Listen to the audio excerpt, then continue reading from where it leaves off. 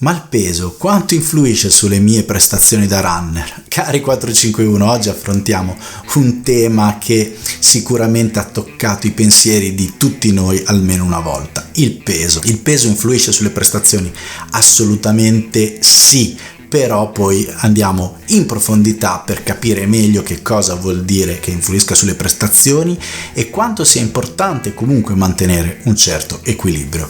Il peso influisce sulle prestazioni, è calcolato che mediamente 1 chilo di peso corporeo in più ci rallenta tra i 2 e i 3 secondi a chilometro, che non sono pochi se li mettiamo su una lunga distanza. Sui 10 km parliamo di 20-30 secondi, sulla mezza di quasi 1 minuto e così a crescere. Quindi assolutamente il peso influisce. Però oggi parlare del peso della bilancia è troppo riduttivo, perché 2 persone che pesano 70 kg potrebbero essere completamente diverse. Perché? Per la loro composizione corporea. La composizione corporea è costituita da massa grassa, quindi lo dice la parola, la massa magra, quindi la parte muscolare, ovviamente la parte di ossa, organi interni e liquidi. Quando iniziamo a correre, molti lo iniziano a fare per perdere peso e dopo poche settimane si rimettono sulla bilancia e vedono che nonostante gli sforzi alimentari e la corsa, o soprattutto se sono stati fatti gli sforzi alimentari, l'ago della bilancia o il numerino digitale segna un numero più alto.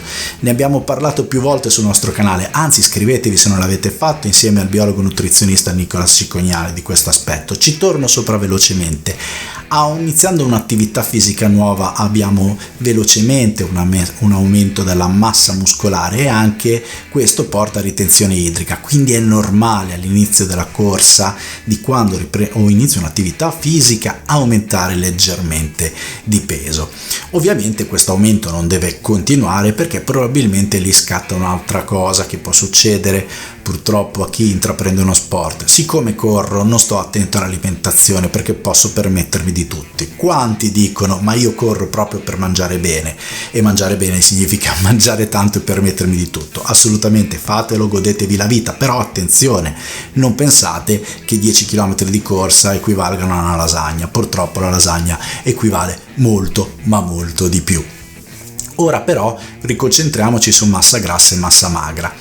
Donne e uomini hanno rapporti diversi di massa grassa e massa magra. Non è la mia professione, il mio tema, ma giusto un accenno. Chiaramente un uomo che fa sport, che mira alle prestazioni, dovrebbe puntare a una massa magra di almeno il 12, del 10%, e una donna un po' di più, perché le donne hanno un pochino di più di massa magra, magari intorno al 15-16%. Come facciamo però a misurare la massa grassa? Ci sono dei metodi induttivi con l'impedenzometro.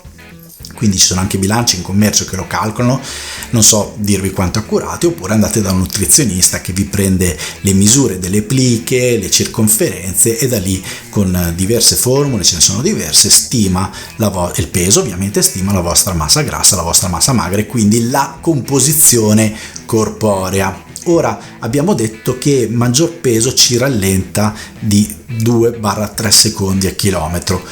Questo vuol dire che dobbiamo perdere peso? Chiaramente, soprattutto se la composizione corporea ci dice che abbiamo una massa grassa elevata, prima di tutto per la salute è chiaramente, seguiti da un professionista, è il caso ovviamente di ridurla. Se invece sto bene, ma comunque per migliorare le prestazioni, sempre seguito da un professionista, la riduzione della massa grassa, quindi non del peso tanto per perderlo, ma del peso senza andare a penalizzare la parte muscolare, mi potrebbe dare una mano proprio in questo senso. Quindi anche in quel senso lì potrebbe aver significato intraprendere questo tipo di percorso.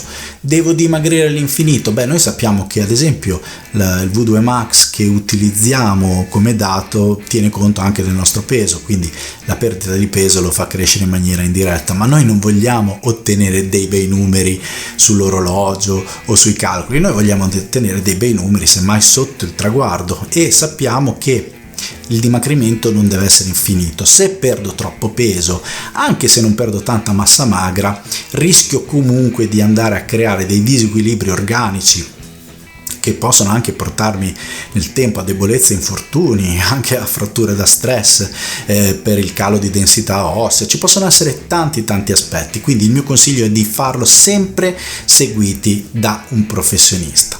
Quindi teniamo bene a mente, il peso incide sulla corsa? Sì, Devo fare qualcosa per migliorare la mia situazione? Chiedilo a un professionista, non costa niente fare una consulenza e una valutazione della propria composizione corporea, anche solo per educarti dal punto di vista alimentare. E poi la domenica a pranzo mangiati un bel piatto di cappellette e ragù se vieni qui in Romagna, e poi soprattutto non perderti il prossimo video.